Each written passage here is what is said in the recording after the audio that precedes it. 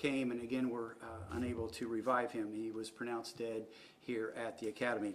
The Indiana State Police are managing the investigation for us, and our thoughts and prayers go out to the family of Deputy Geyer, the Johnson County Sheriff's Department, and all of our law enforcement agencies around the state.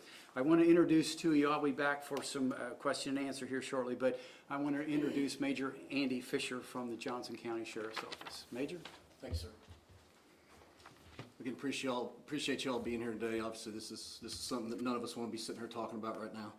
I'm Major Andy Fisher at the Johnson County Sheriff's Office. I oversee the road division there. I'm representing Sheriff Dwayne Burgess, who is currently with Tim's family, helping them try to grieve through this process that no one has an answer to right now. Obviously, we're heartbroken beyond words.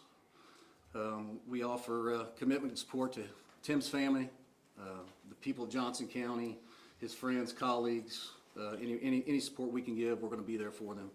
Tim was attending the 230th session of the Indiana Law Enforcement Academy. He was set to graduate in 2 weeks and come back and be a merit deputy with us.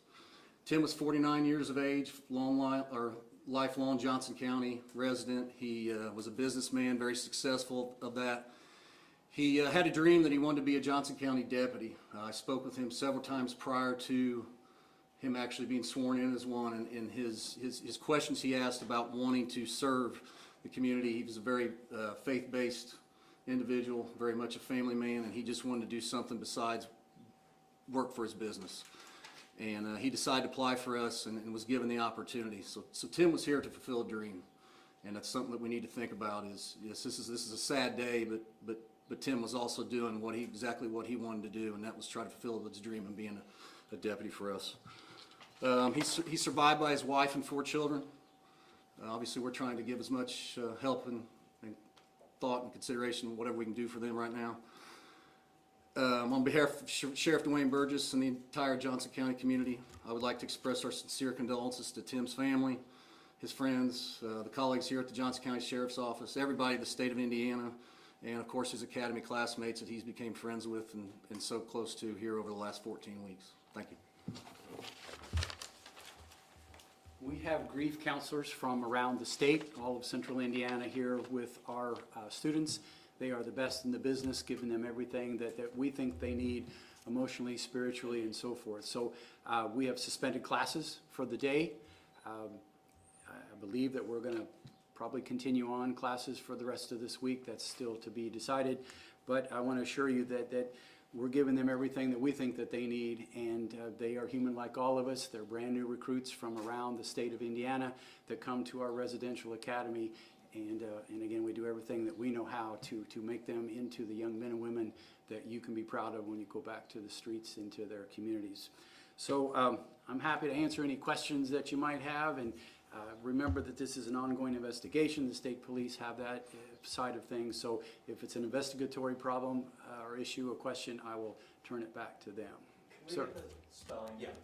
Can we get the spelling of Timothy? It's Timothy J. Geyer, G-U-Y-E-R, 49. Foul play expected at all? I'm sorry? Foul play at all? Again, I'll leave that to the state police. Yeah, we recognize there are a lot of questions, and that's the purpose of our investigation, is to answer all those questions that you have and the questions we have. At this point, and very preliminarily, it appears that this was a medical issue that led to this untimely death. There is no foul play suspected. More background, you mentioned Deputy Meyer was with the Johnson County Sheriff's Office before he began attending the academy. How long was he a deputy for, and what dimension he was in? He was sworn in December 1st of 2022. Okay, so And he'd gone under some field training, police officer training course that we have through our agency to get officers ready, new officers ready to do what they're going to do out on the streets, and then he went to the academy from there. Well, what type of business was he in? What was he was in the private? Construction. Okay. Yep. Okay. How long was he here at the academy for? This was his 14th week. He had 2 more weeks. You mentioned he was 49 years old. Is that common for a recruit to be 49, or? No, as I said, he wanted to fulfill a dream of service. He's a servant of his faith in God, and he wanted to be a Johnson County Sheriff's deputy, and that's what he wanted to do. He said that for some reason it was calling him. In the conversations I had with him, he was very close friends with several of the other deputies that work with us, and they kind of helped him guide his way to put in his application and going through the process and getting hired. Is there any kind of like memorial fund for the family, anything like that? Anything like that right now, this is still all so fresh to all of us, and still trying to actually figure out, everything and how everybody's feeling. Right now, we're just trying to be there for his wife and children and any of his friends, and obviously our folks there at the Johnson County Sheriff's Office.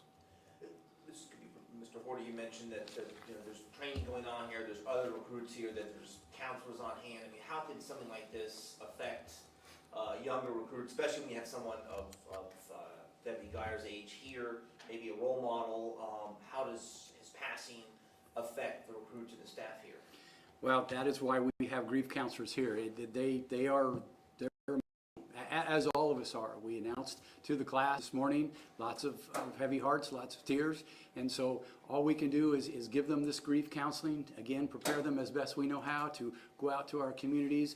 And like the Major said, it's unusual for a 49-year-old person to be here. Typically, they're 25 years old and starting a new career. And Deputy Geyer saw it differently, and God bless him for being here and being willing to go back and serve the community in Johnson County where he was raised.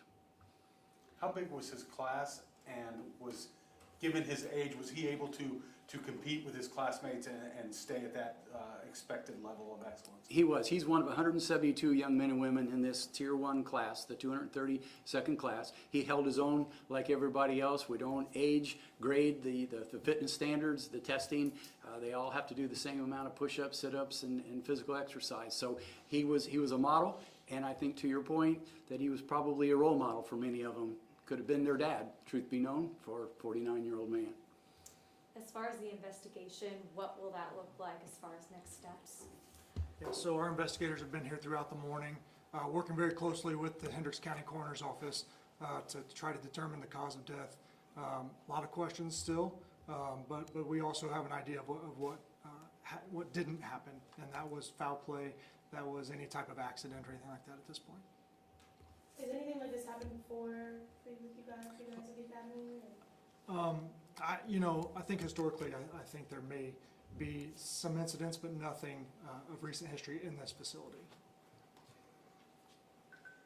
This, and again, sorry, for clarification here, when he was to graduate, would he be returning to Johnson County as a deputy, or is that was going to be happening, right? Yes. Okay, just to make sure. A student has a year to attend the academy from the day he or she is sworn in. So they get some preliminary training at their agency. Many agencies bring them right here immediately. Some agencies allow them to go out, work in a supervised manner. So Deputy Geyer had been on the road for a while, but he was within his 1 year of attending the academy, and that's why he was here during this period of time. You said he was going to graduate in 2 weeks? Yes.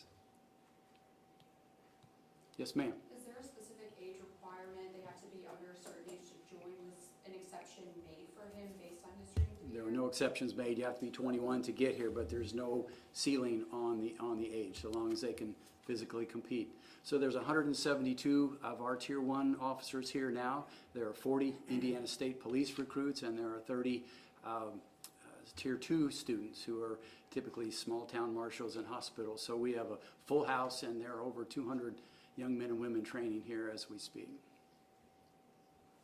And then how many weeks is the academy? Our academy is 16 weeks. So there's 2 weeks remaining. 2 weeks remaining, yes.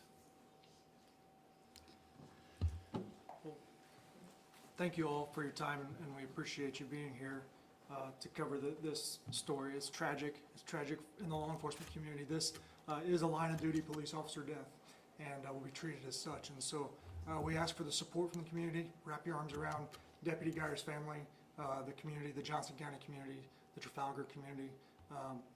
And we certainly appreciate your patience as we try to answer questions that you have. Any information that we have, we'll make available to you in the coming days. Any information about memorial services and things like that will come from the Johnson County Sheriff's Office. Thank you.